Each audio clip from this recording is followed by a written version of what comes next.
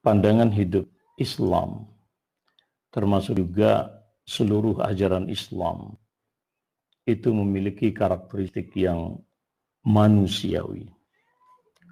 Maknanya bahwa pandangan hidup seorang Muslim berorientasi pada kebahagiaan manusia di dunia dan di akhirat.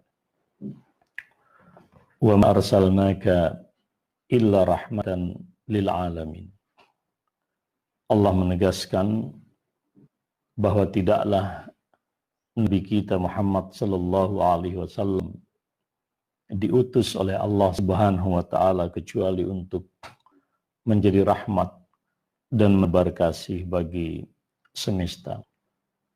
Oleh karena itu, Islam tidak secara khusus menjadi rahmat bagi kaum yang beriman dengannya atau umat Islam semata, tetapi kerahmatan Islam dan kasih sayang Islam itu berhak dinikmati oleh alam semesta ini dan seluruh umat manusia secara universal.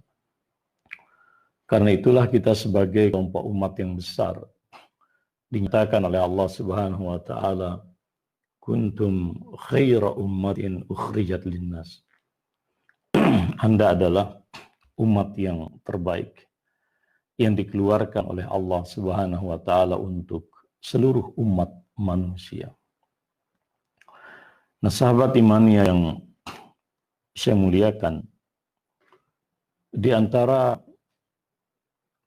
poin penting yang dapat kami sebut pada karakteristik Islam atau karakteristik pandangan hidup seorang Muslim, ya, al-insaniyah, ya, adalah pertama, kita bisa melihat dari ajaran Islam itu sendiri yang memberikan status kemuliaan yang sangat khas bagi umat manusia secara universal, siapapun dia, apapun dia, apapun agama dan ideologinya.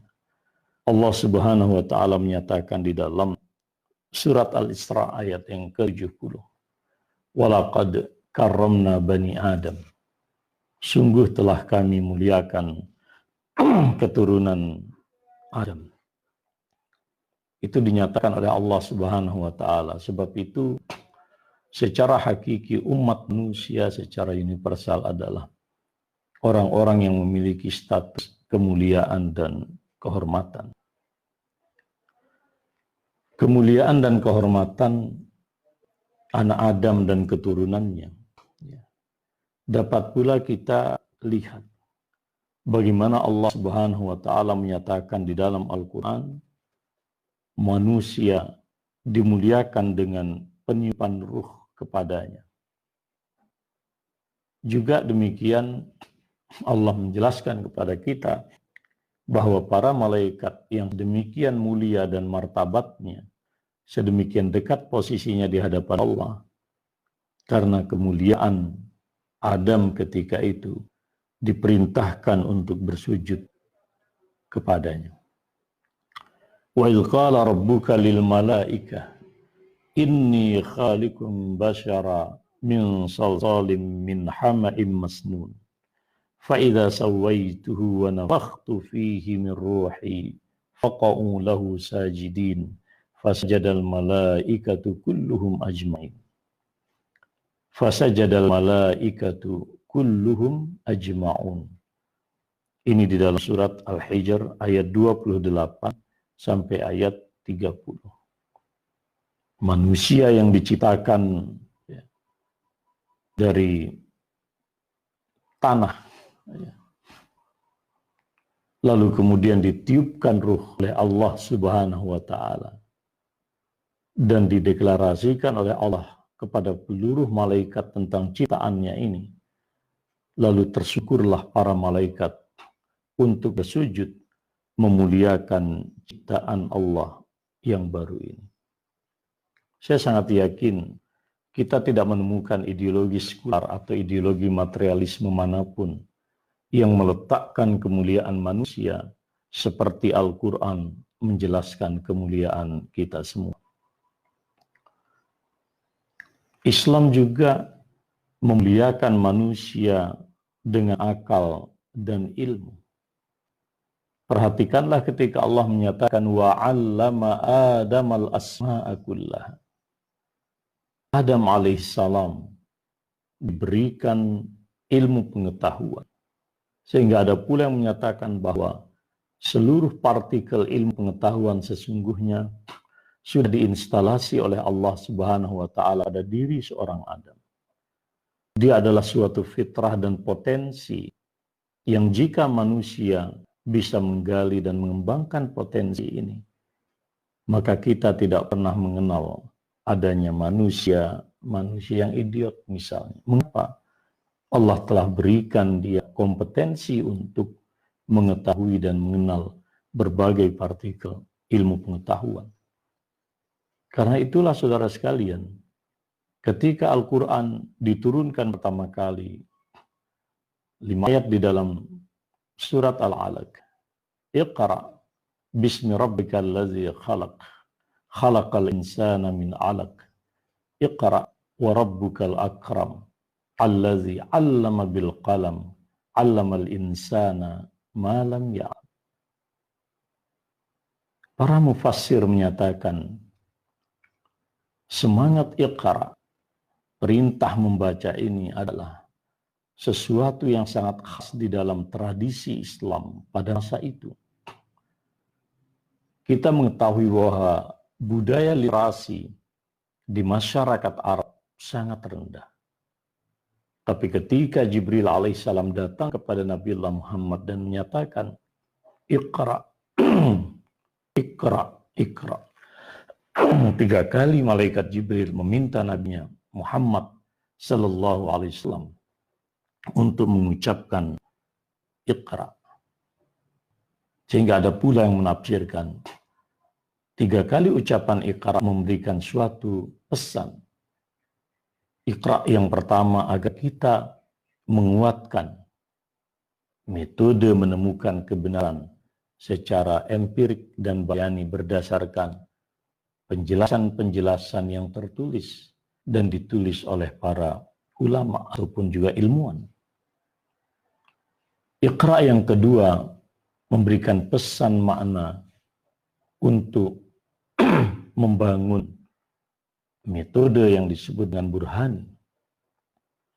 Metode mencari kebenaran dengan melakukan penelitian mendalam secara ilmiah dan saintifik berdasarkan argumentasi yang kuat, baik secara akli dan nakli, kita kemudian menemukan kebenaran. Dan Iqra yang ketiga adalah memberikan suatu pesan makna. Kita membangun metode pengetahuan yang berdasarkan irfani kita, nurani kita. Ini ada di dalam pandangan hidup seorang muslim, sehingga dia berjalan secara menyeluruh. Dia tidak dipisahkan satu metode dengan metode yang lainnya. Demikian pula yang kita lihat. Islam memuliakan manusia dengan memberikannya kebebasan untuk melakukan tindakan. Tapi pada saat yang sama dia diberikan akal untuk menimbang bagaimana dia menerapkan kebebasan dan kehendak yang telah diberikan oleh Allah dan dikaruniakan oleh Allah kepadanya. Akal itu artinya adalah membatasi. Kebebasan artinya bertentangan dengan pembatasan ini. Tetapi kehendak manusia yang sedemikian bebas, tetapi pada saat yang sama dia diberikan akal, artinya dia harus melakukan suatu manajemen pada diri dia. Sehingga di situ kita kenal apa yang disebut dengan konsep ikhtiar. Dari banyak kebebasan-kebebasan kehendak ini, berdasarkan akal untuk mengikat manusia agar tidak lepas, dia mau diberikan suatu potensi oleh Allah Subhanahu wa taala untuk kemudian memilih yang terbaik di antara pilihan-pilihan kebebasan itu. Nah, condong kepada kebaikan di dalam bahasa Arab artinya adalah ikhtiar. Ikhtiar tak semata upaya seperti yang dipahami di dalam bahasa Indonesia. Jadi orang yang berikhtiar itu artinya adalah orang yang telah memutuskan untuk memilih sesuatu yang terbaik. Maka keputusan manusia untuk memilih apa yang dianggapnya terbaik setelah Allah jelaskan kepada berbagai macam keterangan, maka manusia memiliki konsekuensi untuk mempertanggungjawabkan kebebasannya ini. Oleh karena itulah kemudian Allah menyatakan, "Faman ya'mal mithqala dzarratin khairan yarah." Baik meskipun setitik diberikan ganjaran. Wa may ya'mal mithqala dzarratin syarran yarah. Buruk meskipun setitik itu juga memiliki konsekuensi tanggung jawab. Lalu apa yang tidak dimintai pertanggungjawaban oleh Allah? Sesuatu yang berada di luar domain ikhtiar manusia. Hidup, mati, rizki, warna kulit, ya, kebangsaan kita. Itu adalah contoh-contoh yang tidak akan dimintai pertanggungjawaban oleh Allah. Allah tidak akan memintai pertanggungjawaban kita, mengapa Anda menjadi orang Indonesia? Mengapa Anda berkulit hitam, putih, coklat? Mengapa jenis kelamin Anda laki atau perempuan? Mengapa Anda meninggal? Mengapa Anda hidup? Allah tidak akan pernah memintai pertanggungjawab kita dalam hal tersebut, karena itu bukan di dalam ranah ikhtiar manusiawi kita.